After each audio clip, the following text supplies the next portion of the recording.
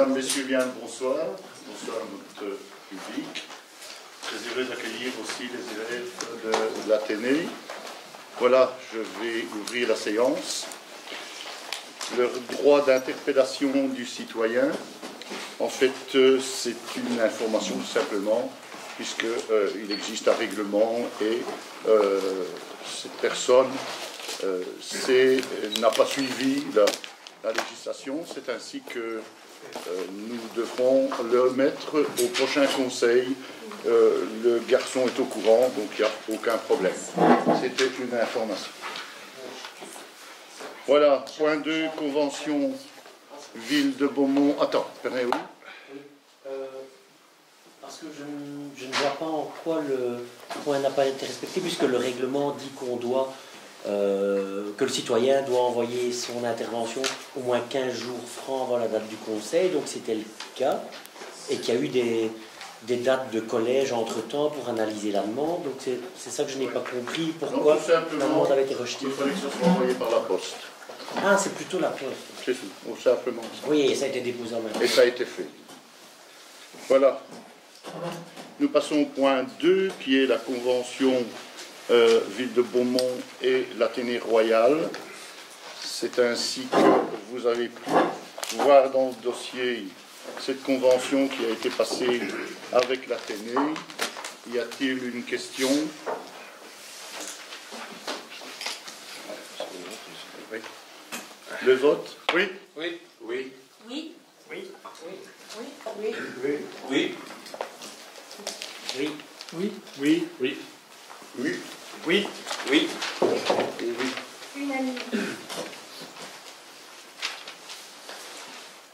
Nous passons au point 3 qui est le PV de la séance du Conseil communal du 30 janvier 2018. Y a-t-il des questions, des remarques, Geoffrey?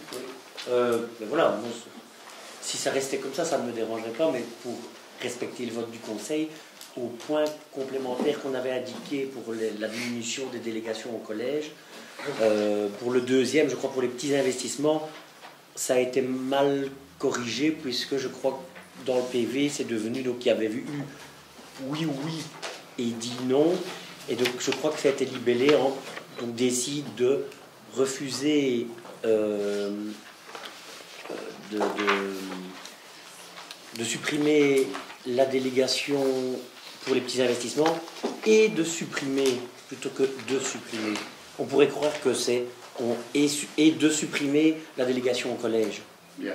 Donc je crois que juste en enlevant le et, ça respecte le vote, parce que sinon on pourrait confondre. L'esprit du vote. Ok, ça marche.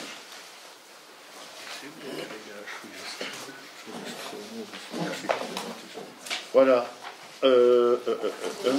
Donc nous devons l'approuver. S'il n'y a plus d'autres remarques ou questions. Oui. Moi j'avais une intervention, mais en marge de ce premier point, le PV, c'était de remercier les conseillers communaux Snowart et de l'eau pour le grand feu à Barbançon. Et vous considérez, Président, que ce n'est pas politiquement une récupération, puisqu'il s'agit de 2 conseillers communaux qui sont hors de mon groupe politique. Mais je trouve que la reconnaissance du grand feu, c'est quand même important. Et donc, à la fois eux et puis tous les organisateurs du grand feu, ce serait bien que l'ensemble du conseil communal les remercie et les félicite. Eh bien, toutes nos félicitations, votre nom à tous. Bravo à eux deux. Et voilà. Voilà, en ce qui concerne... Ah ben, il faut l'approuver. Je demande donc d'approuver le PV. Oui. Oui. Oui. Oui. Oui. Oui. Oui. Oui. Oui. Oui. Oui. Oui. Oui. Oui. Oui. Unanime. Nous passons en information le courrier tutelle. Ceci concerne la réfection des rues pavées de Beaumont, qui est devenue pleinement exécutoire. Une deuxième délibération qui concerne le régime, les statuts administratifs et pécuniaires du personnel communal, non enseignant, est donc approuvé. tout ça par la tutelle. Et enfin, le règlement de travail applicable au personnel communal non enseignant est approuvé aussi par la tutelle. Voilà ce qui était comme info tutelle. Nous allons passer au point 5 qui est la situation de caisse. Mentalisme des finances. Oui, donc situation de caisse arrêtée en date du 30 novembre. Je dirais qu'on a connu mieux, mais on a connu bien pire. Donc au niveau du compte général, on a un compte courant à 745 424 € et 71 cents. Le compte chèque à 8 286 € et 44 cents. Et le compte chez ING qui est à 121 708 € et 20 cents. Je pense que le dossier comportait bien les pièces administratives, les extraits bancaires relatifs à ces différents comptes bancaires, donc situation au 30 novembre. Voilà. C'était donc une information, au moins qu'il y aurait une question, ou une remarque, oui.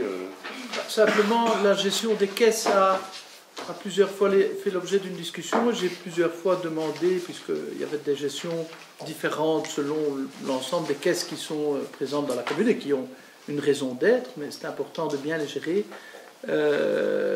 Donc je souhaiterais qu'on communique la procédure dorénavant de gestion des caisses et de vérification des caisses, la procédure écrite, puisque la dernière fois qu'on en a discuté, on m'a répondu verbalement, mais je n'ai toujours pas trouvé de trace d'écrit communiqué aux agents communaux sur la gestion des caisses et les procédures de vérification de celles-ci.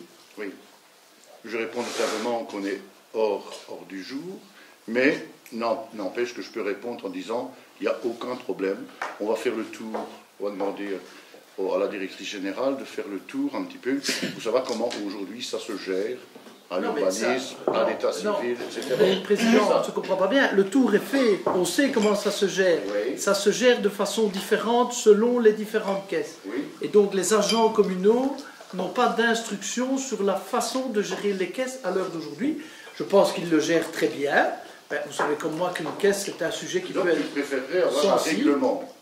Il faut une procédure, évidemment, Ok. de gestion de caisse et une procédure de vérification de caisse. D'accord, ça va. Bien voilà, nous étions toujours à la situation de caisse. Y a-t-il d'autres remarques? Non. Voilà. Maintenant, la désignation, point 6, désignation des membres représentant le pouvoir organisateur, commission paritaire locale, abrégé Copaloc, sur les joints d'instruction. Vous savez, suite au dossier de notre ami Stéphane Vincent, on a eu des remplacements qui ont été faits, et à juste titre. Après toutes ces émotions, on avait oublié de renouveler pour le groupe PS changement de 2 membres de la Copaloc. Alors, je les remercie d'avoir fait diligence pour ce remplacement. Donc, je vous propose donc d'accepter Luc Gérin comme membre effectif de la Copaloc et Pascal Jamsin comme membre suppléant pour que la Copaloc soit très fonctionnelle, parce que on a eu la chance la dernière fois que c'était un renvoi de la Copaloc, ce qui fait que ça nous permettait de valider la Copaloc passée parce que le quorum n'était pas atteint. Voilà. Voilà. Donc nous avons deux candidats. Il y a des bulletins où nous votons à l'unanimité. Oui. Vous êtes tous d'accord? Ben, le vote alors. Oui. Oui. Oui. Oui. Oui. Oui. Oui. Oui. Oui. Oui. Oui. Oui. Oui. Oui. Oui. Unanimité. Point 7, motion contre la loi autorisant les visites domiciliaires en vue d'arrêter une personne en séjour illégal. Béatrice. Oui, donc voilà, nous avons un sujet brûlant, donc ici dans l'actualité belge. Et donc nous avions reçu un courrier de territoire de mémoire à l'attention du collège et bourgmestre et échevins de villes et communes du réseau territoire de mémoire, donc qui demandait donc aux communes de prendre une motion contre la loi autorisant les visites domiciliaires en vue d'arrêter une personne en séjour illégal. Vous savez tous à quel point maintenant ce sujet est vraiment un brûlot de l'actualité. Et ici, 49 communes cette semaine se prononcent en Wallonie et à Bruxelles. Pour ceux qui n'auraient pas eu l'occasion de lire la motion, je peux vous la lire en entier, ou bien alors je vous la résume.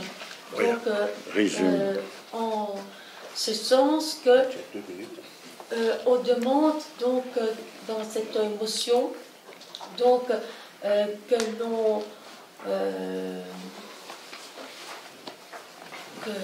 donc pour ce qui est des visites domiciliaires que l'on rejette cette proposition de loi et que l'on réexamine cette proposition, ce projet de loi puisque justement il y a dans tous les partis, aussi bien même OMR qu'à l'intérieur des autres partis de Wallonie et de Bruxelles, que tous sont en train de dire nous allons contre des principes vraiment élémentaires. Et notamment, nous avons la Ligue des droits de l'homme. Et le président de l'Ordre des barreaux francophones et germanophones, M. Jean-Pierre Beul, qui s'inquiète des déclarations émanant du gouvernement fédéral et qui interpelle le Premier ministre Charles Michel à cet égard sur le sujet des visites domiciliaires. Voilà ce qu'il dit. Ce projet est inconstitutionnel. Il vit de deux principes non négociables: l'inviolabilité du domicile et le droit au respect de la vie privée, à propos desquels nous ne transigerons pas.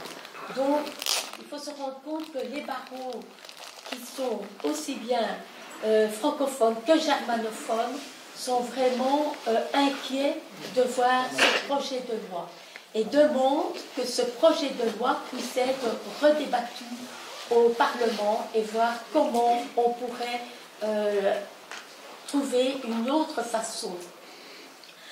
Nous avons non seulement la Ligue des droits de l'homme, nous avons le président de l'Ordre des barreaux francophones et germanophones, c'est parmi les plus grandes personnalités, les écrivains belges, les cinéastes dont les frères Dardenne, même le plus haut magistrat de Belgique, le premier président de la Cour de cassation, M. Jean de Cotte,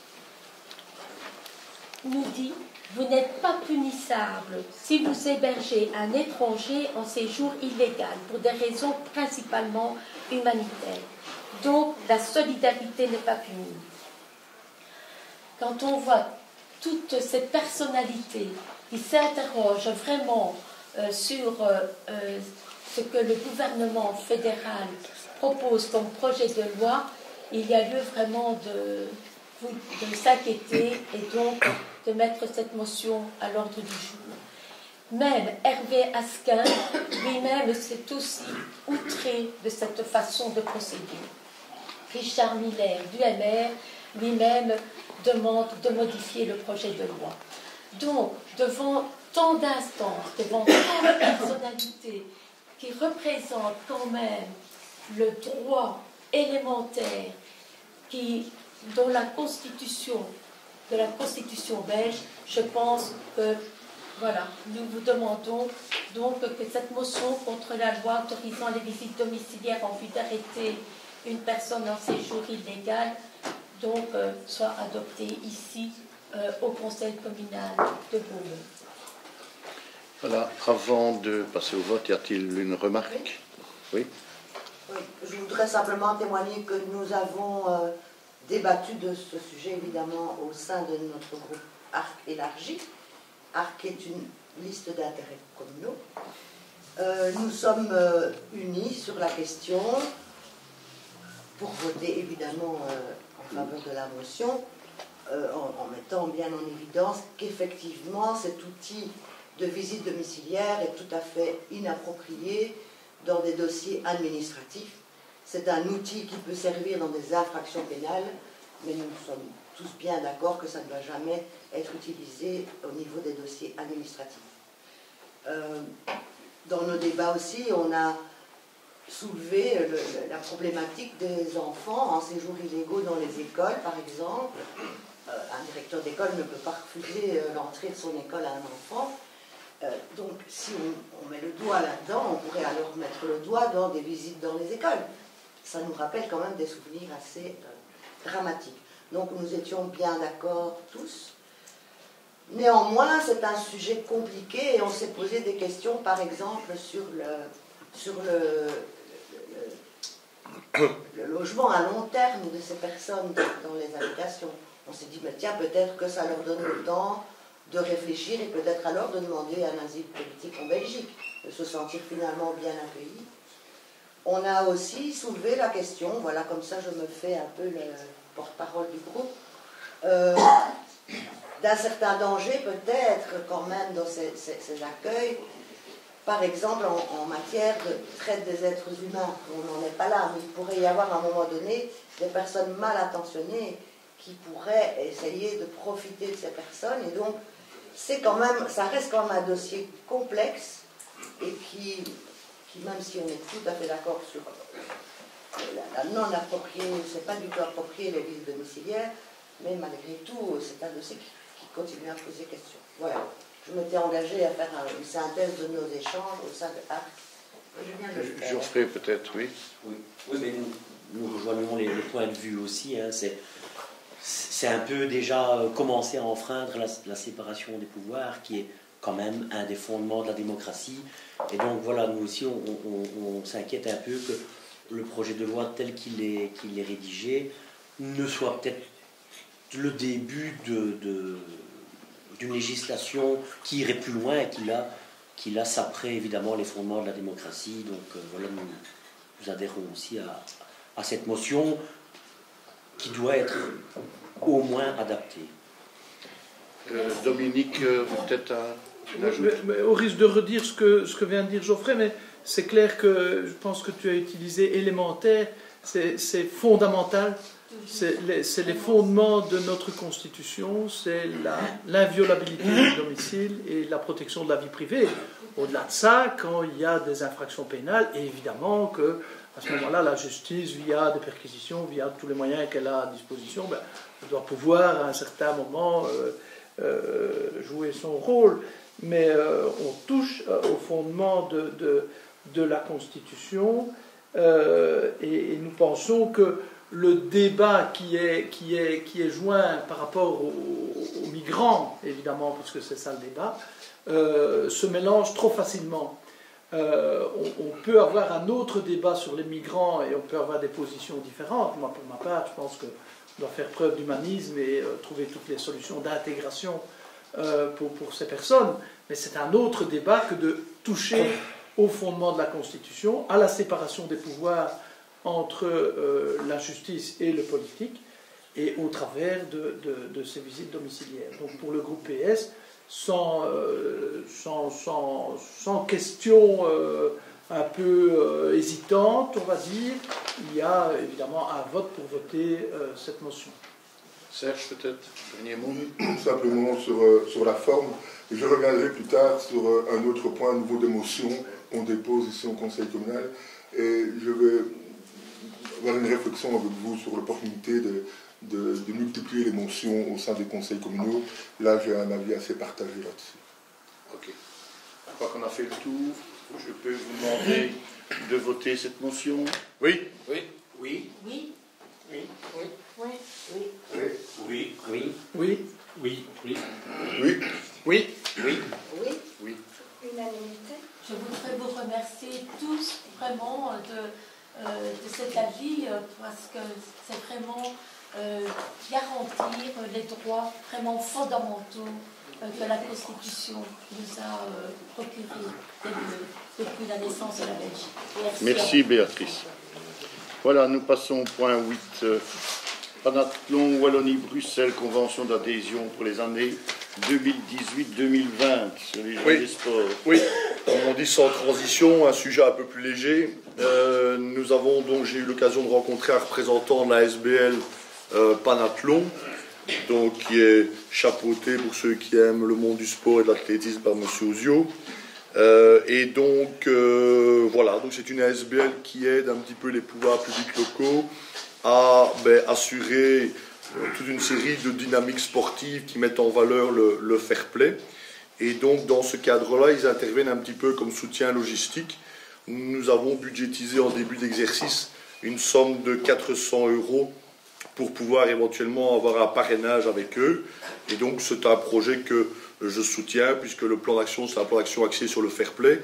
Nous avons essayé, durant le mandat au niveau du département sport, de participer tous les ans à l'opération fair play. Nous sommes passés au niveau de l'équipe sportive dans les différentes associations locales et on a essayé de mettre ça en vitrine. Voilà, je pense une petite somme qu'on peut, je pense, consacrer à des activités comme celle-là. Pour vous donner un exemple, à titre illustratif, ils assurent par exemple une promotion importante du sport pour les personnes à mobilité réduite, pour notamment des enfants différents. Et donc dans ce cadre-là, on pourrait avoir une aide, on peut imaginer par exemple organiser dans le hall de sport une activité pour ces sportifs un peu extraordinaires, on va dire comme ça, ou fortement extraordinaires. Et on aurait une aide logistique, puisqu'il faut bien avouer, dans une petite entité comme la nôtre, on n'a pas toujours des moyens conséquents. Je fais le lien avec le cross qu'on organise. Bon, on l'organise avec beaucoup de facilité, grâce à qui? Notamment grâce au service provincial sport et grâce à l'ADEPS. Donc voilà, ce serait un partenaire sportif de plus dans le monde du sport pour une somme, me semble-t-il, raisonnable. Voilà pour ce point-là. Il y a des questions, des remarques? Je vais demander le vote. Oui? Oui. Oui. Oui. Oui. Oui. Oui. Oui. Oui. Oui. Oui. Oui. Oui. Oui. Oui. Oui. Unanimité. Pour le point 9, convention cadre réglant les droits et devoirs des villes et communes et de l'ERA lors du suivi du contrat d'égouttage pour l'assainissement des eaux résiduaires urbaines. Oui, donc c'était un dossier assez administratif en définitive, donc pour le département travaux, puisque, pour rappel, au niveau de l'égouttage, nous avons une convention avec YTEC, donc qui est l'opérateur désigné finalement par la région wallonne et par la société publique de gestion de l'eau, qui remonte à 2011. On a eu des modifications législatives en 2016 au niveau des marchés publics, et donc YTEC nous demande donc d'adapter la convention en sa qualité finalement d'organisme d'assainissement agréé donc par la région. Donc le toilettage est assez cosmétique. C'est un avantage que l'on a quand même, puisqu'en s'affiliant avec YTEC dans ce cadre-là, on peut le désigner également en qualité d'auteur de projet pour la voirie. Je sais qu'on a eu des débats parfois sur l'opportunité de les choisir en tant qu'auteur de projet. Pour le vivre sur le terrain, je pense que pour moi ça a été un succès, en tout cas lorsqu'on mariait égouttage et voirie, puisque c'est difficile de travailler alors dans d'autres circonstances avec deux auteurs de projet qui doivent quand même inévitablement se marier sur le terrain, puisque c'est difficile de concevoir, je pense, la problématique de l'égouttage sans arriver automatiquement sur la voirie. Et pour l'aspect un petit peu technique, l'avantage quand même dans le partenariat qu'on a avec YTEC, c'est que sur les travaux d'égouttage, on ne paie pas de TVA, et dans les plans subsidiés, on est limité à 42% au niveau des coûts. Donc je pense qu'il y a un gain financier et un gain pratique sur le terrain pour reconduire la dite convention, donc qui remonte en 2011 et qui est retoilettée et qui ne change pas fondamentalement la donne. Voilà. Question, Geoffrey? Mais justement, Je crois qu'il va plus vite, hein, donc c'est ça que tu as la parole. comme dit Bruno, même si c'est juste pour être conforme au changement de législation, Oui. ça serait peut-être quand même l'occasion de se pencher peu plus avant, un peu plus qu'on l'a fait jusque-là, sur l'assainissement des eaux usées, parce que j'ai vu, il mentionne, je ne sais pas si c'est fait ou si c'est dans le futur, qu'il va y avoir une modification des PACH, des plans d'assainissement par sous-bassin hydrographique. Et donc c'était à ce moment-là, par exemple, qu'on avait dû définir pour tous les villages de notre entité le type d'épuration que les citoyens devaient utiliser. Donc là, ça n'a pas évolué, mais par exemple, je crois qu'il y avait au moins une, si pas deux, je crois qu'on le voit sur des cartes qui sont disponibles sur le site du SPW, une, si pas deux, stations d'épuration collective toujours possible dans l'entité. Et je pense qu'il faudrait solliciter, c'est notamment la SPGE via Y directement, parce que je pense que si on ne les sollicite pas, les autres communes qui les sollicitent, je pense qu'ils n'ont pas le budget nécessaire à tout faire tout de suite, mais si on ne les sollicite pas, on ne sera pas dans la liste d'attente. Et je pense qu'une échéance importante, c'était pour l'épuration, c'était 2015. On est 3 ans plus tard, et je pense qu'on n'a pas beaucoup évolué, et peut-être avoir une réflexion systématique sur toutes les réfections de voirie, de voir si il y a des communes aux alentours qui l'ont fait, d'avoir une réflexion systématique, de coupler la réfection d'une voirie, surtout si on va dans les couches en sous-sol, avec l'épuration, et alors la connexion et la demande, parce que ça c'est un travail de plusieurs années, mais on en a construit de nouvelles stations à Walcourt. Je pense qu'on est en train d'en faire une à Tuilly. Donc je pense qu'il faudrait faire la demande officielle pour qu'on soit dans la liste et que la SPGE puisse commencer à étudier la faisabilité pour Beaumont, qu'on ne soit pas à la traîne pour l'assainissement. Juste pour l'info, ça se fait systématiquement sur les dossiers subsidiés. Donc autrement dit, quand on rend des dossiers au niveau du FRIC, donc au Fonds régional d'investissement, on a l'obligation d'avoir l'opérateur d'assainissement des eaux usées autour de la table lorsqu'on fait la réunion plénière. Donc d'office, ils sont invités. Ton raisonnement tient pour des travaux qui ne seraient pas des travaux subsidiés. Même s'ils sont plus anecdotiques aux autres. Et pour les PACH, de ce que j'en sais, à vérifier, de toute façon c'est le gouvernement wallon qui décidera, il y aura un PACH, je vais l'appeler comme ça, PACH 2, en ce sens que demain il y aurait une refonte, puisque tu as dit toi-même, toute une série de zones qui sont en épuration collective vont passer dans des zones d'épuration individuelle pour des raisons purement financières. Et donc ils vont revoir à la baisse l'épuration collective, et donc ils vont repenser les plans, mais ça ce sera le gouvernement wallon qui le mettra sur la table des communes. Raison plus pour ne pas tarder. Dominique, je vais compléter. Oui, mais donc c'est un dossier qu'on a évoqué plusieurs fois et donc de mémoire, la première échéance était 2012 pour qu'on soit avec des dispositions, que la commune prenne des dispositions d'épuration, de collecte des eaux usées quand c'est en épuration collective ou d'obliger les gens à se mettre en épuration individuelle.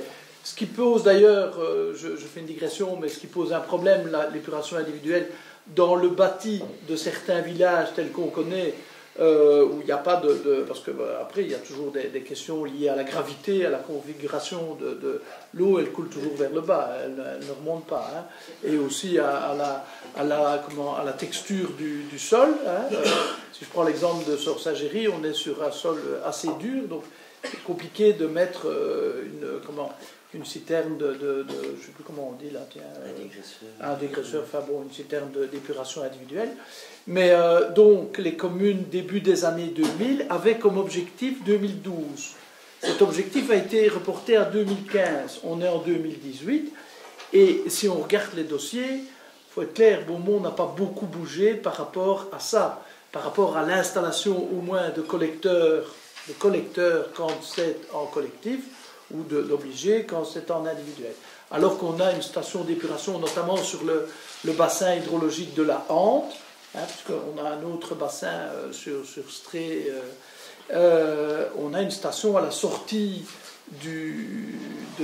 à Leuny, à Leval-Chaudeville, et qui est en sous-capacité. C'est-à-dire que, de ce qu'on m'explique, c'est qu'une station d'épuration, pour qu'elle fonctionne bien, il faut qu'elle ait beaucoup d'eau usée. Quand elle n'a pas assez d'eau usée, elle ne fonctionne pas bien, elle n'épure pas bien les eaux. Donc il faut plus de matière pour mieux épurer. Alors, je ne suis pas un scientifique, mais voilà, c'est connu.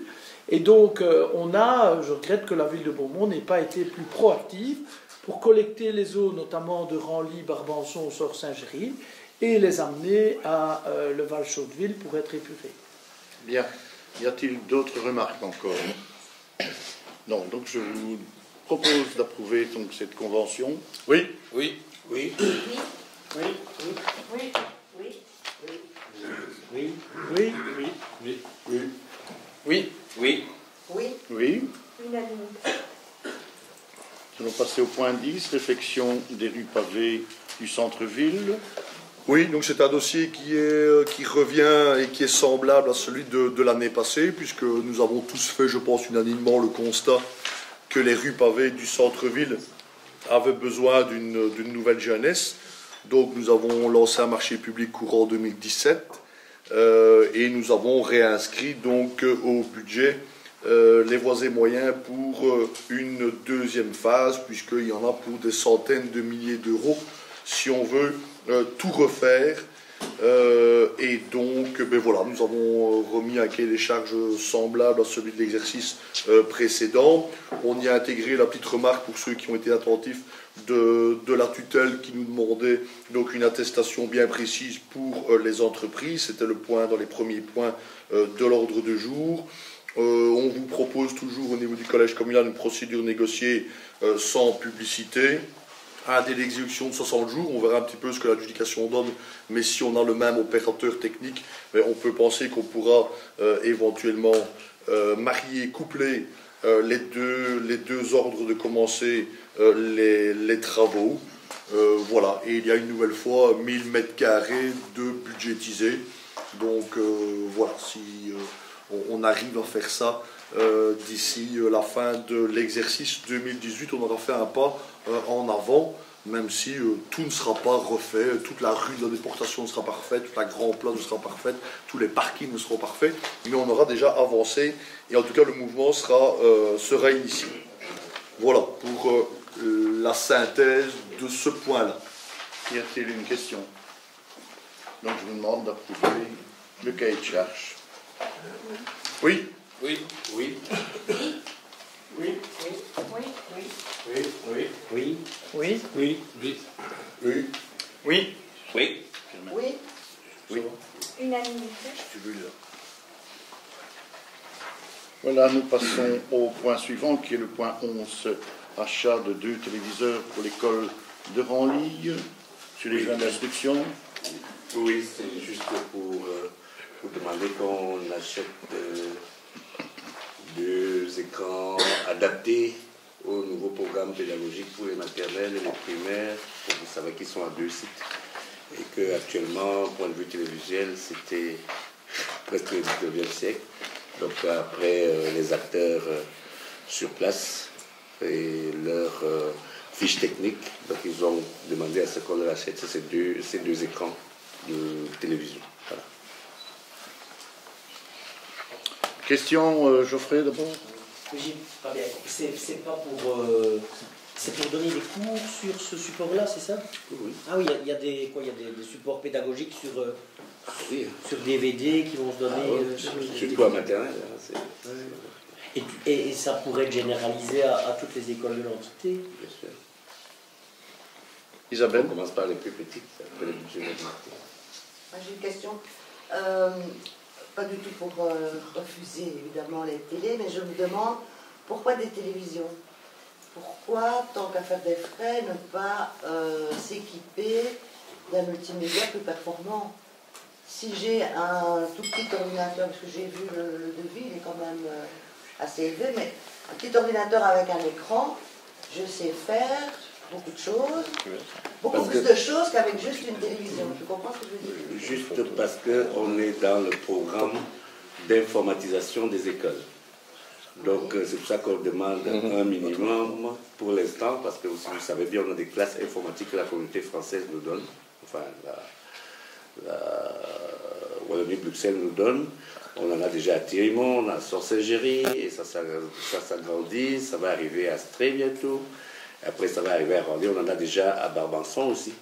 Donc, si on s'équipe nous-mêmes d'une classe informatique, on risquerait de passer à côté des subventions. C'est pour cela que, comme c'est une petite école, mieux vaut leur donner les moyens nécessaires. Mais je pense que si ça coûte, c'est parce que Vous connaissez les écrans de télévision maintenant, on peut faire beaucoup de choses comme un ordinateur avec. Donc, c'est ça quoi. Mais c'était une simple question. Oui, justement parce qu'on n'a pas encore une classe informatique et on espère l'avoir l'année prochaine. Si le vérificateur vient et trouve que nous on les a informatisés via la commune, on va l'avoir peut-être dans 10 ans. Et la réflexion surtout aussi de notre groupe, c'était de dire pourquoi pas un PC portable avec un rétroprojecteur. Voilà, c'était peut-être une autre solution, peut-être aussi plus adaptée. Ça coûterait plus cher. Ah, oui, à maternelle, je pense que en leur mettant un DVD, en leur mettant, comme ils ont encore des cassettes, comment on appelle ça, vidéo, je pense que c'est plus facile, plus maniable que de leur acheter un truc ordinateur qui vont casser peut-être la main. Alors qu'on sait très bien qu'ils vont avoir une classe informatique où ils seront accompagnés plus tard de manière plus instructive. Quand tu parles de classe informatique, c'est les tableaux numériques? Oui, les tableaux numériques, les ordinateurs, comme ça existe à Thilimont, comme ça existe à... Voilà. À Barbançon. Voilà, y a-t-il encore... Dans quel délai? Vous savez déjà, Oui, parce que, si tu veux, chaque année, on lance. Et dans chaque entité, on a une classe pour tout le PO. Donc voilà. Ok, bah, parfait. Voilà, d'autres questions, réflexions? Je propose le vote. Oui. Oui. Oui. Oui. Oui. Oui. Oui. Oui. Oui. Oui. Oui. Oui. Oui. Oui.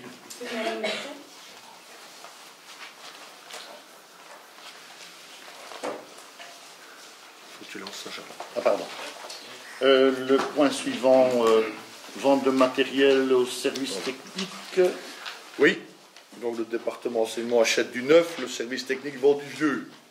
C'est les vases communicants. Donc j'ai demandé au chef de travaux qui recense un petit peu toute une série de matériels qui sont devenus tout à fait obsolètes, désuets, amortis, etc.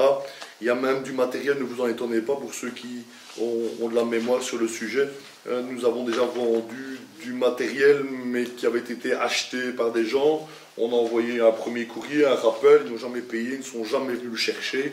Et donc on considère, donc par la même occasion, qu'ils n'ont plus d'intérêt pour la chose, puisque beaucoup d'eau a coulé sous les ponts depuis cette première, entre guillemets, vente-transaction. Donc voilà, ça va d'une ancienne pompe à eau à un compresseur sur roue. Il y a une vieille grue donc, qui a brûlé en partie. Voilà, d'après les spécialistes mécaniciens, il y a moyen encore de récupérer des pièces. Nous avons lancé l'opération Ureba à plusieurs reprises et donc il y a des châssis qui peuvent être vendus. On a une vieille remorque de chantier et on a le fameux tracteur qui avait donc déjà été vendu. Nous avons changé les portes basculantes au service travaux pour ceux qui s'en souviennent. Et donc voilà, tout ça est mis en vente. Ça permettra de faire un petit peu de place, de rentrer un petit peu de sous. Raison pour laquelle, s'il n'y a pas d'objection du conseil, c'est une espèce de petite coquille, puisqu'on a mis possibilité de surenchère en cas d'offre identique. Et je mettrai ou de prix jugé insuffisant. Parce que quand même, je prends l'exemple de la grue. Bon, ben voilà, les spécialistes au service travaux me disent qu'il y a moyen de valoriser des pièces encore pour des centaines et des centaines d'euros pour ceux qui s'y connaissent dans le domaine. Donc je propose que si quelqu'un remet l'euro symbolique, on puisse juger que l'offre est insuffisante. Voilà. Oui. J'ai regardé un petit peu les pièces oui. Et j'ai pas trouvé d'expertise. Et donc je me posais la question de savoir si dans le bilan comptable, il n'y avait pas un estimatif de certaines pièces ou certains matériaux. Mais dans le bilan comptable, des grues. Ils sont à valeur d'achat et puis dès qu'ils sont amortis, tu vas les avoir à zéro ici. Donc, il n'y a pas eu d'estimatif? Non. La proposition que j'ai faite au collège, c'est de dire on passe au conseil communal toute une série de choses qui sont un petit peu des vienneries, comme on dit chez nous. Et puis lorsque nous aurons les soumissions, les offres, on les remettra aux responsables travaux, chacun dans le département qui le connaît le mieux, et ils diront voilà, c'est un prix qui est jugé raisonnable et suffisant, ou au contraire, ça ne l'est pas, ou c'est bien vendu, alors on n'hésitera pas et on vendra si on peut s'accorder sur cette méthode-là qui me paraît raisonnée et raisonnable. Ok. Ça va? Peut-être juste essayer de faire un maximum de pub, peut-être il y a un macaron. De ça, administration. Ça peut être une idée. Bien, attends, je ferai. Est-ce que il y a déjà une date qui est déterminée pour recueillir On passera au collège, on fera un pub comme je ferai un max de pub, et puis on dira c'est pour tel jour, telle heure. Soumission fermée. Oui, oui. Oui. Oui, mais pour compléter un peu ce que Geoffrey voulait dire aussi, c'est on a toujours réclamé aussi d'avoir un inventaire de matériel, on ne l'a jamais obtenu, et on ne sait pas exactement, dans l'administration générale, on ne sait pas quel est le matériel dont nous disposons, et comment celui-ci disparaît, etc., s'il faut déclasser, ou s'il est cassé, si on l'a volé, etc. Donc c'est très, très, très obscur, on ne connaît pas vraiment le matériel dont nous disposons ici dans notre commune. Le matériel non amorti, tu l'as à la comptabilité. Oui, mais même celui qui n'est pas amorti, il doit apparaître quelque part. Ça, c'est possible qu'il n'y en a pas. Le bas blesse ou qu'on n'ait pas un recensement exhaustif du matériel d'exploitation. Ça a déjà été évoqué dernièrement, l'année dernière, précisément. Et alors, les 5 châssis PVC blancs, pas vraiment du matériel d'exploitation, donc j'aimerais savoir... Oui, peut-être là, on aurait pu mettre matériel d'exploitation et fourniture, ou menuiserie, si tu préfères. Je ne saurais pas te dire. Je ne sais pas. Des châssis ou vitrage. C'est dans les projets UREBA qu'on a récupéré des châssis, mais je ne saurais pas te dire. Non, pas l'école de Strie. Je ne sais pas. Non. On a tellement de bâtiments. Bon, ça va. Je ne saurais pas te dire. Je veux bien me renseigner. Non, mais j'étais surpris de voir ça. Des gens qui sont équipés en... Enfin, c'est des doubles vitrages, donc c'est pas des... Enfin bon, là, je ne sais pas pourquoi ça arrive ici. Mais... Voilà, y a-t-il d'autres questions encore? Donc je demande donc le vote pour la vente de... Oui. Oui. Oui. Oui. Oui. Oui. Oui. Oui. Oui. Oui. Oui. Oui. Oui. Oui. Oui. Oui. Oui. Oui. Unanimité.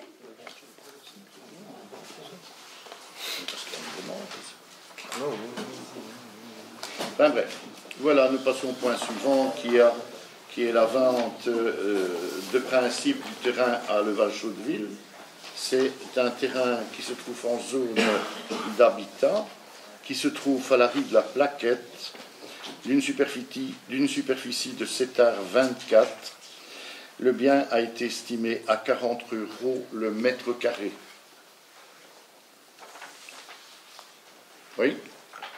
En fait, vu le montant qui est supérieur, estimé supérieur à 22 000 €, il semble quand même que l'avis de légalité doit être demandé à la directrice financière, puisqu'on dit que tout projet de décision du conseil communal ou du collège ayant une incidence financière ou budgétaire supérieure à 22 000 €, et on m'a confirmé que ce soit en recettes ou en dépenses.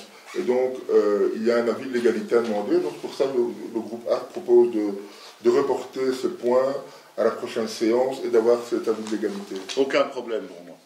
Donc, je demande de reporter le point. Merci. Oui. Oui. Oui. Oui. Oui. Oui. Oui. Oui. Oui. Oui. Oui. Oui. Oui. Oui. Oui. Oui. Unanimité. Voilà, en ce qui concerne le point 14, bail de bureau à conclure avec la USH. Vous vous souvenez qu'on en a parlé plus d'une fois. Nous cherchions des locaux pour le patro. Nous avons donc négocié avec la USH pour essayer de les recaser autre part que les locaux qu'ils occupaient ici, à l'ancienne école moyenne, on va dire comme ça. Ce qu'ils ont fait, donc on les a logés maintenant à l'abattoir. Alors c'est un abattoir évidemment, dans les bureaux et aussi en prenant une étable ou un truc comme ça qu'on a dû aménager pour mettre et ranger leur matériel. Voilà en quelques mots. Vous avez pu lire la convention qu'on va passer avec eux. Donc on va leur proposer nos conditions évidemment. Question? Le vote. Oui. Oui. Oui. Oui. Oui. Oui. Oui. Oui. Oui. Oui. Oui. Oui. Oui. Oui. Oui. Oui. Oui. Oui. Unanimité. Règlement complémentaire sur le goulage, point 15. Modification, marquage d'un nouveau passage pour piétons et installation d'une zone 30, rue de l'abattoir à Beaumont. Là, je crois que c'est un dossier qu'on connaît, qu'on reconnaît, puisque ça se trouve à l'arrière de l'Athénée, près de notre terrain de football. où là, il y a une sortie qui intéresse beaucoup l'Athénée et on l'a mis en zone 30 avec un marquage au sol, marquage pour piétons. Ouais. Il me semblait qu'on avait déjà voté ce point-là et on se posait la question de savoir pourquoi ça revenait à l'ordre du jour. Parce qu'on n'avait pas mis la zone 30. Okay. Donc c'est un complément. On avait voté le passage pour piétons mais pas la zone 30 et donc c'est un complément. Je voulais simplement demander qu'est-ce qui justifie la zone 30 C'est une sortie d'école. L'Athénée, toutes les sorties d'école sont en zone 30. Oui. Et la bataille, c'est exclusivement l'Athénée. Pour information, le centre-ville ici n'est pas en zone 30. Si, aussi. Une partie, oui. Enfin, de mémoire, je ne sais pas dire, mais je crois que dans un rayon d'une école de X mètres, c'est en zone 30. Mais je ne saurais plus te dire. Voilà. Comment à 150 mètres. Juste chez Béni Collinet. Là où c'est marqué 70. Oui, là-bas en descendant, c'est voilà. bien clair que c'est zone 30, mais dans le centre-ville aussi. Oui, ça me rassure, parce que je croyais. Le sens de ma question, c'était parce que je croyais qu'on était en zone 50. Ici c'est 30. Je me suis dit, dans les embouteillages, on roule plutôt à du 5 à l'heure en permanence, en centre-ville, ce qui est bien. Mais, aux abords des écoles, à 150 mètres. C'est bien respecté alors, Les panneaux sont là. Oui, Geoffrey. S'il vous plaît, Geoffrey. On a déjà passé aussi au Conseil communal une série d'abrogations d'amendements règlements complémentaires de roulage parce que ça n'était pas utilisé et donc il faudrait peut-être penser, et comme ça à la limite on pourrait récupérer les panneaux pour ici, c'est à supprimer la zone 30 à l'arrière de l'ancienne école de Stré à la rue Fernand-Lecoq. Donc ça il faudra abroger la décision. Même chose. Mais ça il faudrait demander à la sécurité routière. Il faut qu'il repasse même s'il n'y a plus d'école. Et alors il y avait aussi... Mais il n'y a aucun problème. Ben oui. Mais ça date, à mon avis, d'il y a facilement 8-9 ans. Même chose, on avait voté aussi un amendement au règlement de police pour placer des ralentisseurs à la rue de la station Astrée qu'on n'a jamais mis. Et puis après, il y a eu le ralentisseur, entre guillemets, du Ravel. Donc ça aussi, il faudrait penser à abroger la décision de l'époque qui n'a jamais été... Ici, nous dérapons de l'heure du jour, mais on peut le faire, il n'y a aucun problème. C'est parce que je l'ai déjà dit lors de précédentes abrogations. D'accord, oui. Geoffrey. Peut-être voir s'il y a un marquage au sol qui est prévu au niveau de cette zone 30, parce que c'est quand même important. On le voit mieux, quoi. Ouais, on pourrait le faire. Je ne sais pas si c'est prévu, mais... Je ne sais pas, normalement, non. Peut-être vérifier, parce que c'est quand même important d'avoir un marquage au sol. Ok, ça va. Zone 30, c'est peu visible. Mais attends, je pense à ça. Via les marquages au sol, à propos. Voilà. Oui. C'était prévu. Voilà. Voilà. C'était ma question. Geoffrey. Donc je vous demande de voter le règlement complémentaire. Oui. Oui. Oui. Oui. Oui. Oui. Oui. Oui. Oui. Oui. Oui. Oui. Oui. Oui. Oui. Oui. Oui. Unanimité. Bien, nous allons passer au point complémentaire. Il faut que tu me donnes un coup de main.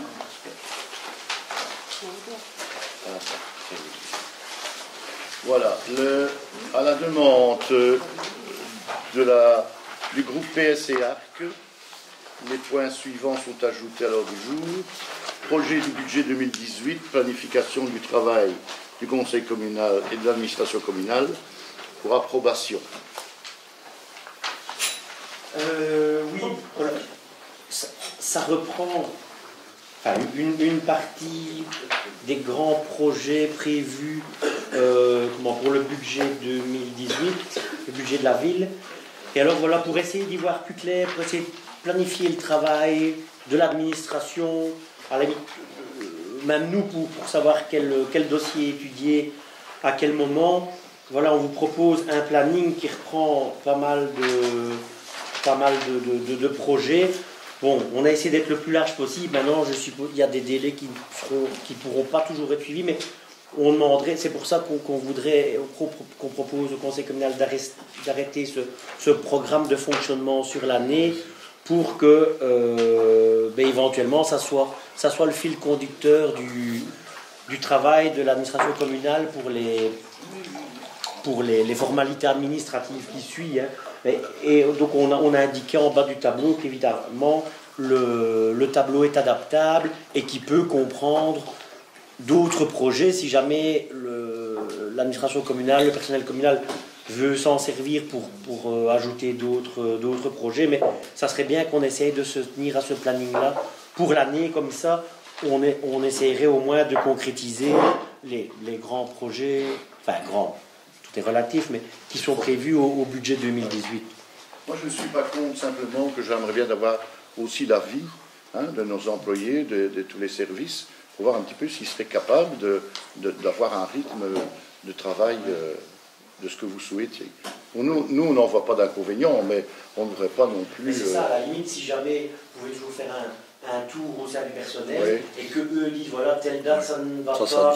Parce que comme on l'a mis au fond du tableau, donc planification à adapter en fonction de l'évolution des projets, du travail, et des informations du personnel communal gérant le dossier. Donc, c'est une pièce à casser, mais on aimerait bien, comme ça tout le monde sait un peu mieux comment on travaille. Maintenant, voilà, quand mais c'est le bon sens, c'est bien. Si le personnel dit manifestement tel délai, c'est impensable, ben voilà, on essaye, comme ça on essaye de s'y tenir pour planifier le travail de tout le monde pour l'année 2018. Eh bien voilà. Donc nous approuvons un petit peu l'idée. On passe donc dans tous les services et on peut revenir en disant ok, ils tiendront. Il n'y a aucun problème comme ça? Oui. Allez. Ce travail pourrait être dans le mois, ce serait bien. On ne demande pas. Pour le mois de mars, on peut dire que c'est faisable, ça n'est pas faisable dans le timing. Moi, pour le prochain conseil, on est. Allez, ok, ça marche. Je vote. Oui? Oui. Oui. Oui. Oui. Oui. Oui. Oui. Oui. Oui. Oui. Oui. Oui. Oui. Oui. Oui. Oui. Unanimité. Pour ce qui concerne le point 2, qui est le recrutement d'un DG, nous allons le mettre en huis clos, donc nous passons ce point-là. Alors, à la demande de messieurs du groupe PS, les points suivants sont ajoutés à l'ordre du jour. Compétences des membres du collège, note de service à destination de l'ensemble du personnel. Oui, en fait, ça fait suite à une question que nous avions posée en séance du Conseil communal du 7 mars 2017 concernant les relations d'un échevin avec l'administration communale et sur une dépense qui avait été rejetée par la directrice financière parce que elle n'était pas valable. Le paiement devait se faire sur base d'un document qui était signé seulement par un échevin, et donc on vous rappelait déjà que un échevin n'avait pas de compétences personnelles, c'est le collège qui a des compétences, le bourgmestre lui a quelques compétences propres aussi, et donc on avait terminé par notre intervention en demandant voilà, on rappelait, donc nous exigeons dès lors que ces pratiques électoralistes, individualistes et illégales cessent immédiatement et que l'administration communale reprenne son rôle dans le fonctionnement de notre ville. Nous souhaitons qu'une note de service soit rédigée à cet effet et qu'elle soit transmise à tous les membres du personnel. Voilà, on m'a dit qu'on avait dit au personnel, mais il n'y a jamais eu de note de service. Et donc voilà la raison pour laquelle on vous propose d'arrêter cette note de service à transmettre à l'ensemble du membre du personnel pour qu'ils sachent comment on fonctionne et que seule la signature du bourgmestre et du directeur général peut engager la ville. Il peut y avoir une signature supplémentaire avec un échevin sans problème, mais que ce n'est pas un échevin qui peut diriger seul les services et qui peut seul engager la commune. Allez, ok. Vous êtes d'accord pour la note de service? Vote? Oui. Oui. Oui. Oui. Oui. Oui. Oui. Oui. Oui. Moi, je trouve que le climat est à l'accord aujourd'hui. Oui. Oh là là, oh là là là là. Oui. Oui. Oui. Oui. Oui. Unanimité. Qu'est-ce qu'ils sont gentils. Ben, c'est pas. C'est vous. Alors, motion pour le maintien de la justice de paix de Beaumont. Oui, voilà, il y a toute une série de justices de paix en Belgique qui sont menacées par une réforme, qui est en projet depuis quelques mois. C'est vrai que je n'ai pas vu d'évolution récente mais certaines communes ont déjà pris des motions, et c'est vrai que la justice de paix de Beaumont est menacée. La justice de paix de Merbes a déjà été supprimée. Et donc, c'est pas que ça devait revenir à Beaumont parce que Beaumont est central, mais il n'y aurait plus à l'avenir que la justice de paix de Chimay. Voilà, on se demande quelquefois si les administrations à Bruxelles se rendent compte du terrain dans les communes. Pardon ? Non. Mais enfin, bon, on ne peut peut-être pas hésiter à leur rappeler justement que dans les territoires ruraux où la mobilité n'est pas toujours facile et que quelqu'un de Merbes-le-Château devrait à l'avenir aller jusqu'à Chimay pour se défendre, alors que la justice de paix est quand même l'instance judiciaire la plus proche du citoyen, qui a le moins d'arriérés, qui fonctionne le mieux, qui peut éviter justement que des conflits ne dégénèrent parce que c'est réglé plus vite que dans d'autres cours. Et donc voilà. On va pousser le bouchon plus loin, les gens de grand rang, qui doivent se taper Chimay. Et alors dans la motion, on rappelle aussi qu'on a déjà perdu notre bureau du cadastre et de l'enregistrement, et que voilà. Ah oui, c'est vrai que je ne me rappelais pas. Il y a bien, à mon avis, il y a bien 20 ou 30 ans. Mais voilà, c'est des services publics qui finalement s'éloignent de plus en plus des citoyens. Je ne pense pas que, avec ce que pensent les citoyens du service public, je ne pense pas que ce soit la meilleure manière de les réconcilier avec les services publics. Donc, voilà. Ok, ça va. Oui. Il y a deux aspects par rapport à ce point. Je vous l'ai dit tantôt, il y a sur la forme, c'est de déposer des motions au niveau communal, alors que ce ne sont pas vraiment de nos compétences. Je pense, chez nous, on choisit une voie beaucoup plus pratique et plus pragmatique, c'est d'aller vers nos représentants dans les instances régionales, provinciales, régionales et fédérales, et demander à un député d'interroger le ministre, et vous avez une réponse directe, au moins il se tient à devoir répondre, il est obligé de répondre aux députés, et je pense que ça fait plus avancer les choses, on a plus d'informations. La motion ici... ça ne fait pas de tort. Non, je dis ça ne mange pas de pain, mais il faut quand même remettre le contexte. C'est depuis 2015 que la décision, en décembre 2015, que la décision a été prise. Et la loi a été votée le 25 décembre 2017. Veut dire qu'une loi qui est votée et qu'on va, nous, Beaumont, pouvoir renverser la vapeur, je ne sais pas vraiment, je n'y crois pas du tout. Donc je crois que c'est sympathique, mais ce qui est intéressant, c'est de comprendre cette première phase de réforme de justice, et nous regrettons que la justice de paix, évidemment, ait été touchée par cette mesure, mais le ministre a adressé à Merbes-le-Château, parce qu'ils étaient fort concernés, et j'ai eu un contact avec un représentant de Merbes-le-Château. Au départ, en fait, Merbes-le-Château disparaissait complètement. Par contre, dans la liste de 2015, Beaumont restait, donc, comme ils appellent ça, donc des audiences sous l'arbre.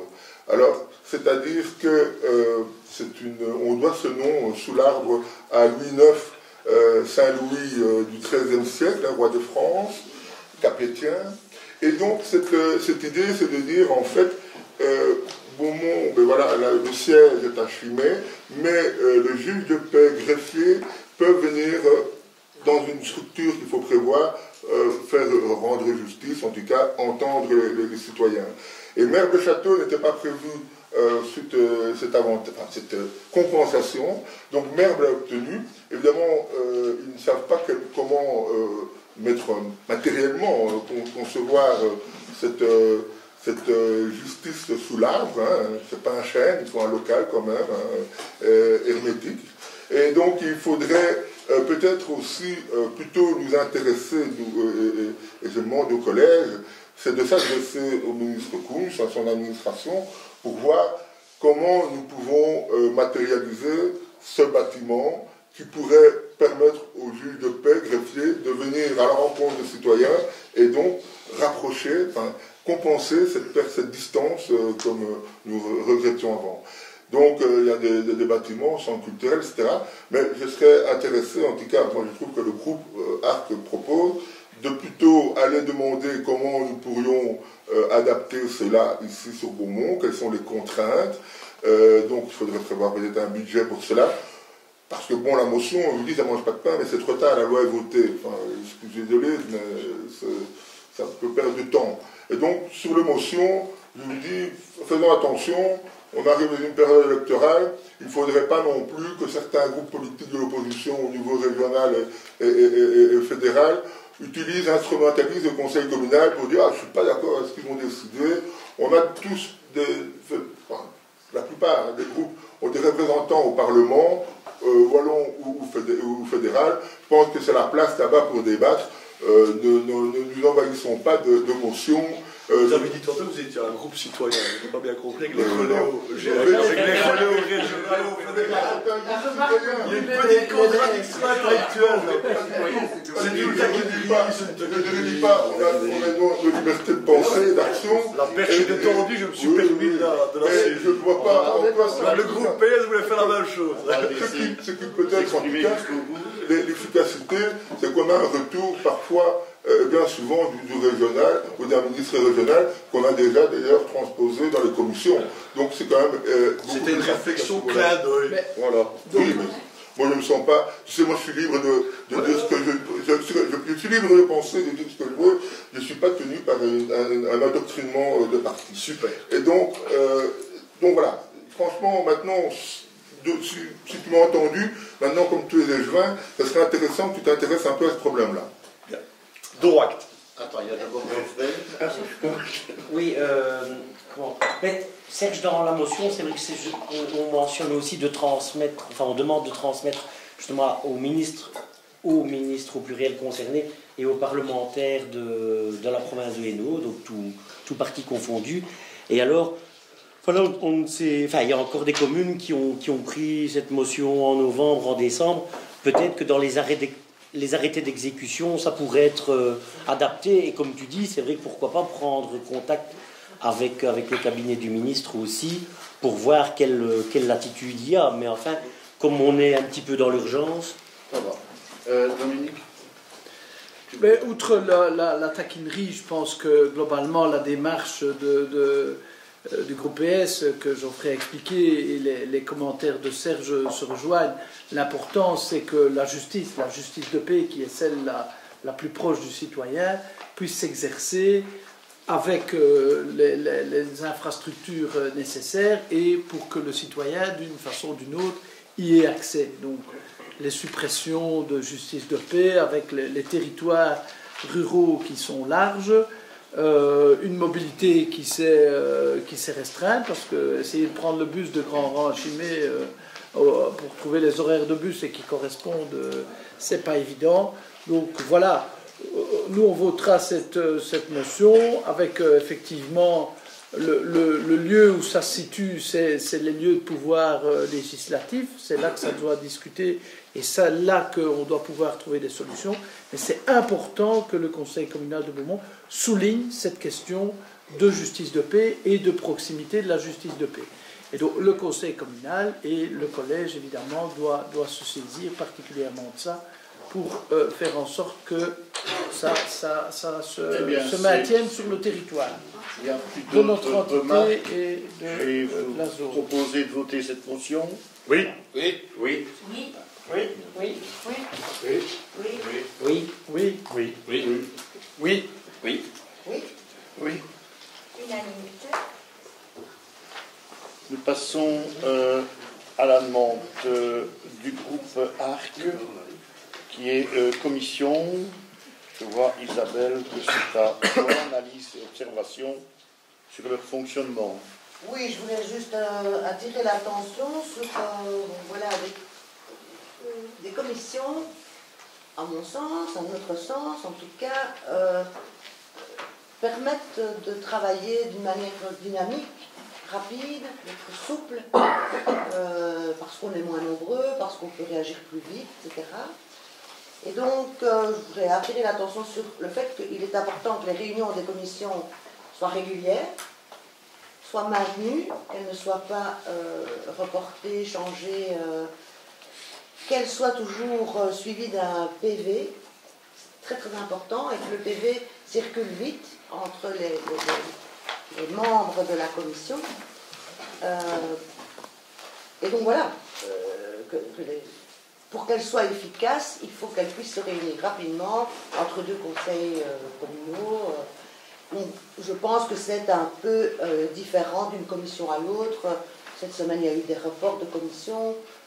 On n'est pas toujours prévenu à temps non plus. Quand on travaille encore, c'est pas toujours évident de s'organiser au niveau des horaires. Donc, c'est une demande d'être bien respectueux dans les organisations des commissions et surtout de les assortir de PV les plus rapides possibles. En général, une commission ne dure pas non plus 5 heures, donc je pense qu'il y a moyen de faire un petit PV rapide.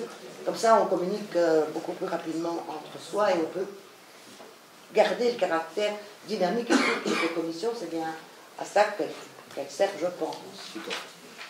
Et je parle des 3 commissions, hein. Elles fonctionnent de manière variable. Oui. Et donc, merci à Isabelle. Et donc, en tout cas, pour la commission enseignement, le 20 février, nous avions fixé une commission le soir. Donc, moi, je l'avais indiqué à mon agenda. Je pense même que je vais proposer à Isabelle, puisqu'on rentrait de Bruxelles, pour pouvoir être à l'heure de covoiturer. Et donc, le matin, j'ai téléphoné à la commune, après avoir eu quelques employés communaux. Donc, je voulais vous lire ce que j'ai écrit à Isabelle. Après vérification à la commune, pas de réunion commission enseignement ce soir. Et alors, heureusement, me dit-on que Bruno et Firmin avaient été prévenus. Donc, on l'a appris le jour même. Heureusement que Bruno et Firmin ont été prévenus. Le jour même. Alors j'espère que le président Jalel l'a été également, que je n'ai ni son numéro de smartphone, ni son adresse mail. Le jour même. Moi je l'ai même appris après toi, comme ça tu sauras tout. Voilà. Ah ben, après tes échanges. alors c'est que l'employé communal s'est dit, je vais vite prévenir Bruno, parce que... Donc, ça c'est peut-être pas l'employé communal.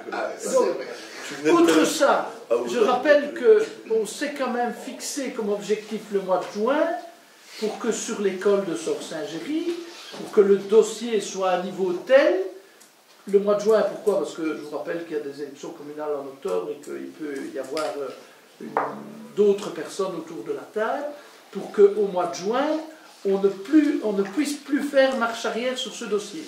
Donc aujourd'hui, déjà depuis plusieurs semaines, on a les relevés du géomètre qui sont effectués, réalisés, et j'ai même envie de dire, on n'avait même pas besoin de ça pour préparer le concours d'architecture qui devrait être lancé le plus rapidement possible.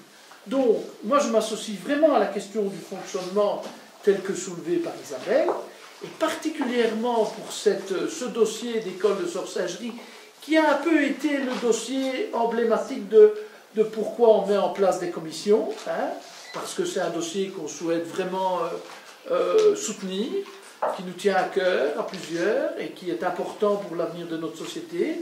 C'est un projet, je rappelle que si on décide aujourd'hui, c'est un projet à plusieurs années, à 5-10 ans. Je voudrais vraiment que les commissions se réunissent à un rythme nécessaire, au rythme nécessaire pour avancer, et qu'on respecte les horaires, les dates et le contenu qu'on s'est fixé. C'est fondamental.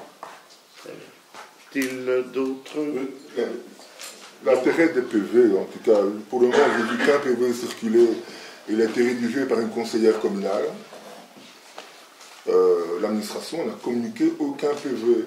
Alors, il faudra me savoir l'intérêt aussi, si on veut que ça avance, lorsqu'on vient faire un petit bilan des travaux des commissions, c'est qu'en temps réel, les autres conseillers soient, disons, informés, sinon il va y avoir un décalage entre les gens de la commission et les autres qui n'y sont pas membres, qui peuvent assister, mais le but aussi, c'est pas se retrouver à 19. Donc, s'il vous plaît, de grâce, au moins communiquer les PV qui ont déjà été rédigés. Moi, j'en ai vu qu'un seul, et c'est celui, je rappelle, d'une conseillère communale, ce qui n'est pas très normal. Bien, pour revenir au petit imbroglio concernant la commission enseignement, il y a une volonté politique d'aboutir tant dans le chef des chemins d'enseignement que de celui des travaux, donc on se reverra. Et très sincèrement, tu peux te renseigner, c'est un peu la faute à pas de chance, voilà, et à un moment donné, pour des raisons X, Y, Z au niveau de l'administration, il y a impossibilité d'avoir un petit soutien logistique, ça arrive à tout le monde. Morale histoire, elle sera reprogrammée, puisque nous l'avons appris peut-être par un mail, mais que tout le monde n'a pas eu. Et donc le jour même, nous avons eu la même information que toi. J'entends bien, je reprends tes termes, qu'il y a sans polémique une intention politique, mais sans polémique aucune, ça ne doit pas être qu'une intention verbale. Et donc, à l'heure d'aujourd'hui, sur ce dossier-là, je pense qu'on aurait pu laisser passer la nouvelle année et vers le 15 janvier commencer à se mettre au travail. On a déjà 1 mois et demi de retard.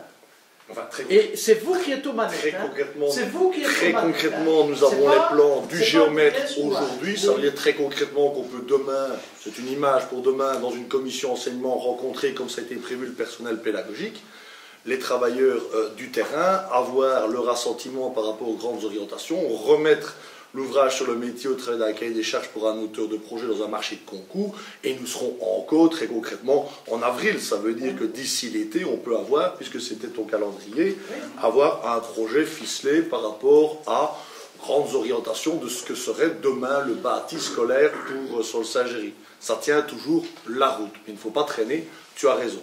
On a, et je rappelle que, je reprends ton intervention, qu'on a les desiderata des enseignants. C'est déjà en notre possession. Oui, c'est déjà, on a déjà des documents. Les enseignants de l'école de Sault-Saint-Géry nous ont déjà... on peut demander à la directrice générale, je pense, ce soir, de reprogrammer, comme ça avait été prévu, une commission enseignement avec un agenda qui tient la route et des gens présents autour de la table. Nous prendrons notre agenda à la fin de la réunion. C'est ce qu'on avait fait il y a un moment. Et cette fois-ci, on s'y tient. C'est la faute à pas de chance. Oui, et au niveau de la communication des PV, peut-être envoyé par mail, au niveau de l'administration communale, vous avez les mails de tout le monde. C'est un outil facile. Voilà, le PV il est rédigé en Word, il est envoyé en PDF et c'est facile. Ça va. Voilà, nous passons au point 2 qui est la liste des mandats. Oui, donc c'est un point qui revient déjà relativement souvent à l'ordre du jour depuis les scandales qui ont été relevés au niveau de Publifin. Et donc lors des conseils communaux du 7 avril, du 25 avril, du 14 novembre, nous avions décidé à l'unanimité de la publication sur le site internet et au valve officiel de la liste exhaustive de tous les mandats communaux et paracommunaux, ainsi que les rémunérations qui étaient liées. À ce jour, soit plus d'1 an après le scandale Publifin, il n'y a encore rien du tout sur le site internet ni au valve, alors que cette notion est importante pour la transparence au niveau des différents mandats. Et donc voilà, nous, au niveau de notre groupe politique, ARC, nous réitérons notre demande avec conviction et détermination pour que la transparence, notamment au niveau des citoyens. Et donc nous demandons un rapport sur les manquements relatifs aux différents mandataires. Rappelons également que l'administration, c'est de son ressort de faire appliquer les décisions du conseil communal. Et nous demandons donc que les différents mandats soient publiés avant la fin du mois au valve et sur le site internet. Voilà. Je ne sais pas où on est ce dossier au niveau de l'administration. Le dossier n'est pas complet. Tant pis, ça fait 1 an, donc ça fait 4 fois que ça vient au conseil communal. Non, mais ça fait 4 fois que ça vient au niveau du conseil communal, on publie et les gens, ou c'est pas qu'on permet. C'est pas normal qu'il y en a qui ne rentrent pas le mandat. On aurait une petite fiche signalétique à rentrer au-dessus. Mais ça fait déjà 4 fois. Non, mais tu as raison, moi je n'ai pas de souci. On a envoyé à il a raison, mais le collège a dit tout le monde. C'est pas normal qu'il y en a. Ça fait plus d'1 an. Comment c'était forcé de rendre pas. Alors on a dit à l'unanimité qu'on doit rendre. Donc voilà, tant pis. Donc chacun prend ses responsabilités. On avance. Comme a dit que l'administration envoie un rappel aux gens qui ne l'ont pas fait. Le rappel, on en a déjà. Le rappel a déjà été fait. 2 fois. Geoffrey. Sur la table ici. Ah oui, moi j'étais en 7 mars, 25 avril, 14 novembre. On demande à la directrice générale de publier ce qui est. D'envoyer un dernier rappel. Les mandataires sont là. Les mandataires sont là, le rappel est fait. Oui, on publie. On publie. Et donc là, celui qui est en retard. Le premier match. On publie ce qu'on a. Voilà. Le vote communal est sur le site internet. On peut prévenir déjà que Luc n'a pas fait de déclaration puisqu'il n'était pas là à ce moment-là. On peut dire le 3 mars pour que Luc ait pas. Allez, d'accord. Alors, nous passons au point 3. Alors, le point 3, je propose de le diviser en 3 sous-points. Donc, le premier, c'est la ventilation de l'école de Stré. Le deuxième, c'est le CO2 dans les écoles communales. Et le troisième, l'acoustique. Alors, le 29 août 2014, nous fêtions l'inauguration de l'école communale de Stré. 3 ans et demi après, certains travaux ne sont toujours pas terminés, dont la partie essentielle qui concerne la ventilation. Nous revenons vers le collège pour savoir où en sont les démarches avec l'entrepreneur afin de pouvoir clôturer cette situation qui ne peut plus durer. Pour rappel, ce nouveau bâtiment est étanche et la ventilation y est obligatoire, régie par un texte de loi. Le but de cette ventilation est d'organiser l'alimentation et l'évacuation de l'air ainsi que sa circulation au sein du bâtiment afin de garantir la qualité de l'air en apportant un air neuf et en évacuant l'air chargé de vapeur, odeurs, polluants, poussières. Un bon renouvellement de l'air est indispensable pour assurer l'hygiène dans les locaux. D'ailleurs, les études menées sur l'impact des polluants intérieurs dans le milieu scolaire démontrent clairement qu'une concentration importante de CO2 due à des problèmes de ventilation dans les classes provoque une baisse de capacité d'apprentissage, de la fatigue, des troubles de concentration, des maux de tête et des allergies. Donc voilà, c'est une question qui avait déjà été portée par le groupe ART au niveau du conseil communal de septembre 2014. Depuis, rien n'a bougé afin de terminer les travaux dans l'école. Et au vu de la situation critique pour le bien-être des élèves et des enseignants, nous demandons quelles sont les actions qui ont été menées au niveau du collège communal dans ce dossier. Bien. Je m'y colle. Donc, je te rejoins sur l'analyse. Moi, je décomposerai un petit peu ta question, non pas en 3, mais en 2. Donc, pour le problème, je vous ferai un tir groupé, si tu veux bien. Donc, pour la partie ventilation, nous avons un litige donc, avec l'entreprise, ce n'est pas neuf. Donc, on avait au collège communal l'intention d'essayer de négocier avec l'entreprise, raison pour laquelle on a chargé donc un cabinet d'avocats, avec le souhait d'avoir une transaction qui permettrait, d'une façon ou d'une autre, de sortir un petit peu de l'impasse dans laquelle l'entreprise nous a mis, puisqu'il y avait un marché public en bonne et due forme, il y avait des dispositions, des disponibilités budgétaires, il y avait les voies et moyens, donc il ne devait pas y avoir de hiatus dans ce dossier-là. N'empêche qu'il y a eu donc un grain de sable qui a grippé un peu la mécanique. Donc le cabinet d'avocats a pris langue avec l'entreprise, il a essayé d'avoir des contacts qui n'ont pas été du tout fructueux. Donc moi j'ai encore eu via l'administration des informations sur le dossier au cours des derniers mois. L'avocat nous a demandé de refaire, puisque nous avions fait une réception qui devait être provisoire et il y avait toute une liste conséquente de travaux bien évidemment qui devaient encore être réalisés. L'avocat nous a conseillé de refaire un PV de carence exhaustif. Et donc on est reparti sur cette base-là. L'entreprise a eu 30 jours. Je peux te dire que la période était échue aujourd'hui. Et donc le point sera au collège communal. Je te le dis déjà, moi je défendrai une mesure d'office avec un marché pour compte de tiers. Donc très concrètement, qu'on engage une autre société aux frais de la société en question. J'avoue que personnellement, j'avais plutôt envie d'être dans une logique transactionnelle parce que de ce qu'il me revient, la situation n'est pas très saine au niveau de l'entreprise. D'ailleurs, son mutisme, je pense, en témoigne pour un dossier qui est assez basique, me semble-t-il. Ce n'est pas à toi que je vais l'apprendre.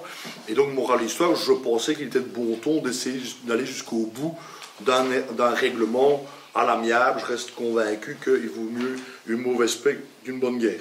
Morale de l'histoire, on n'y est pas, on n'a pas pu aboutir à cette mode de fonctionnement, cette méthode-là qu'on s'était imposée. Et donc concrètement, on appliquera la mesure d'office, on reviendra certainement avec un cahier des charges pour exécution par compte de tiers.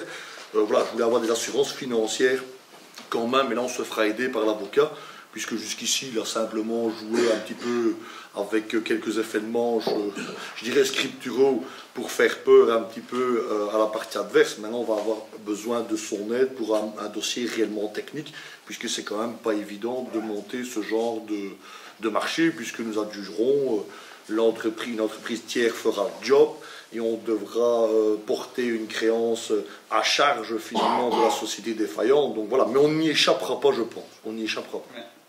Enfin, moi de mon côté, j'ai pris un petit peu des informations un petit peu informelles au niveau de l'entreprise. Oui. Et apparemment, elle a été déclarée en faillite. Oui. Donc le bilan a été déclaré, donc il n'y a plus rien à attendre du tout au niveau de la créance, à mon avis, de cette entreprise. Je pense qu'il y a toujours un curateur, de ce que j'ai comme information, mais bon voilà, on n'a pas cité son nom, donc on n'a pas fait de bêtises, mais à ma connaissance, il y a encore de l'actif au niveau de la curatelle. En fait, ce qui s'est passé, c'est que l'entreprise a fait faillite et le fonds de commerce a été racheté par une autre entreprise. Voilà. Et donc, en fait, il y a lieu, évidemment, à mon avis, de faire une expertise des travaux à faire. Donc, il y a encore de l'argent qui pourrait être imputé sur la tête de l'entreprise, puisqu'en effet, ça rejoint un petit peu les informations que tu as, même si je ne suis pas venu pour parler d'une entreprise qui nous est étrangère ici. Mais ça veut dire qu'il y aura encore des moyens financiers qui pourraient être eu, parce que je ne veux pas que la ville paie deux fois. Hein, une fois pour un job qui a été pas bien fait ou mal fait ou fait de façon incomplète, et puis bien évidemment à une société qui pourrait potentiellement se retourner contre nous. Donc je voulais quand même avoir des engagements financiers, puisqu'on joue quand même avec des gros sous à ce niveau-là. Et des informations que j'ai aussi au niveau du service financier de la ville, c'est qu'on doit encore une partie d'argent justement oui. Mais ça, à la société. Donc, nous avions fait bloquer l'argent, et donc voilà, on a essayé... Et donc il y a peut-être lieu de faire une évaluation via un bureau ou engager un bureau d'études externe et de peut-être inscrire quelque chose au niveau d'un article budgétaire pour la modification. Mais ça, ce sera dans la mesure d'office. Hein. De toute façon, il y aura la réalisation du travail, il y aura sa conception, puisque l'entreprise qui va venir, finalement, elle va achever quelque chose qu'elle n'a pas initié. Et donc, voilà, moi je ne m'en cache pas, s'il serait de bon ton, je ne vais pas dire de charger la barque, c'est pas ma façon de travailler, mais en tout cas d'avoir pleinement... la réalisation pleine et entière de ce qu'on avait commandé originellement, j'en ai dit. Ça, c'est sûr. Oui, pour compléter l'intervention de Geoffrey pour le groupe, on avait aussi en septembre 2014 proposé que les écoles qui n'ont pas la chance d'être équipées d'un double flux comme Astrée aient des détecteurs de CO2. Et je vous rappelle, il y a toute une... Donc ça fait déjà 4 ans qu'on en parlait, tout le monde trouvait que c'était intéressant. Donc toute une procédure, détecteur de CO2, ça veut dire qu'à ce moment-là, on sait qu'on a des troubles d'attention, etc., on a parlé. Et donc c'est toute une méthodologie pour que l'enseignant aère la classe un temps au moment où on détecte qu'il y a ce problème de CO2. Et donc c'est quelque chose qui peut se faire assez facilement, s'installer facilement. Et donc je trouvais que c'était intéressant que toutes les unités scolaires plus anciennes soient équipées de cela. On nous a dit que c'était une très bonne idée, mais ça fait 4 ans qu'elle reste une idée. Même chose pour le troisième point. Donc ça, c'était le deuxième point que j'avais dans mon intervention. Et le troisième point, c'était concernant aussi l'acoustique des écoles de Stray, des salles de fête. C'était aussi un point qui était au niveau du 30 septembre 2014. Et donc voilà, on demande un petit peu... Que ce soit activé, mais ça on a vu que c'était aussi à l'ordre du jour au niveau du calendrier qui a été émis par le groupe PS. Donc voilà, en tout cas, voir un petit peu si on peut s'adjuger d'un bureau d'études spécialisé en acoustique, afin de passer le marché pour la salle communale de Thierrymont, de Barbançon, l'école communale de Stray. Voilà. Ça va. Je te réponds succinctement, juste pour ces deux points-là, le point de Serge et le tien. Donc moi, je rebondis sur la proposition qui était faite sur la méthode de travail au PS, à laquelle je souscris moyennant les feux verts administratifs pour qu'on n'invente pas un monde de bisounours qui n'existe pas. Mais donc la priorité au niveau du collège communal, c'est certainement sur les bâtiments scolaires, puisqu'il faudra, à moins une nouvelle fois de rêver tout haut, ça ne mange pas de pain, mais ça ne rapporte rien. On devra prioriser, et donc morale de l'histoire, je pense qu'on mettra nous au niveau du collège communal l'accent sur les bâtiments scolaires. Je prends l'exemple de la salle de Barbançon, elle est très jolie, l'acoustique est mauvaise, il faut pouvoir le reconnaître, mais elle a été réceptionnée, je pense en 2012 si ma mémoire ne me trahit pas, ou 2013, j'aurais envie de dire c'est encore pire, autrement dit le bâtiment est quand même assez récent, et il est évident que nous y avons toute une série de manifestations où les gens ne font que passer dedans, on ne vit pas dedans. Et donc, de manière générale, le retour qu'on a notamment du responsable de la salle, c'est que les gens sont contents de manière générale. Donc, s'il y a des priorités à faire, ce seront pour des bâtiments de vie, et on reste intimement convaincu, notamment au niveau des jurys de l'enseignement, que les écoles sont bien évidemment plus des bâtiments de vie. Je prends la salle de Thierrymont, même topo. L'acoustique est mauvaise, mais enfin, de ce qui me revient, ça n'empêche pas de faire la boum du petit Jésus et de s'amuser sans grande difficulté, c'est ce que disent tous les jeunes et tous les Thierrymontois en particulier. Donc voilà, on devra avoir des priorités tous ensemble, et pour nous, groupe ICI et collège communal, la priorité sera sur les bâtiments scolaires, ça c'est sûr. Voilà. Mais ce n'est pas évident, ça ne saute pas seulement aux yeux de tout le monde, mais pour nous c'est une évidence. Merci de nous rejoindre, Isabelle. C'était aussi une évidence pour les détecteurs CO2 en 2014. Oui. Bon, après 4 ans, il n'y a toujours rien qui a été fait. Donc, on a dit oui. Peut-être pour les détecteurs CO2, mais plein d'autres choses ont été faites. Oui, mais détecteurs CO2, ça coûte rien. Mais qu'on ne va pas mettre sur la table ce soir, il y en a tellement. Bien, je crois que merci à vous tous et merci surtout à la classe de l'Athénée d'avoir eu si patience. Merci encore à vous. Je vais déclarer le huis clos. Donc, merci encore.